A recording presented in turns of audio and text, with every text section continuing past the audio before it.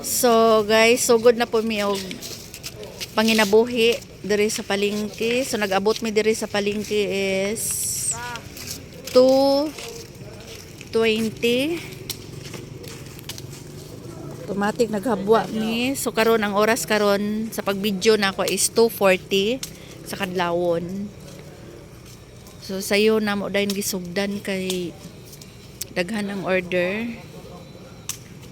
para sayo pod makauli ning mga bata. Kanani sila tagsa pod nga mga trabahoon inig uli nila.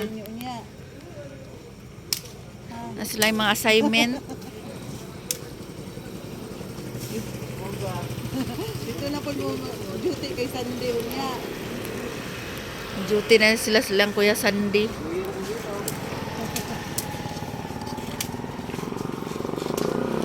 So far, diri sa fruit stand, ang pwesto pa lang sa stall number 192. 192 si Mama? Yeah. Ang open, kay mo man ni among pwesto diri, gabrihan na mo, kay mamainit pod mi. Mainit ning dukot. So, mga pag-umangko na ko ni tanan diri. Mo ni ako ang mga batos. Mga cholokwine. Puro ni sila mga available ha. Uy, bubulay tanan. Available ha kanang ginamin nga available kanang kung gusto mo order og pinya. Available ni sila mo cater sa inyong mga order.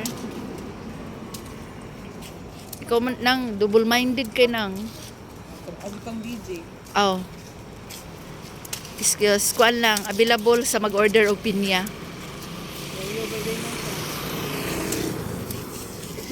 Kasi na yung manggiri-react di ay.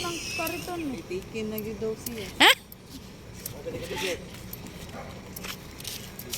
Mga taken.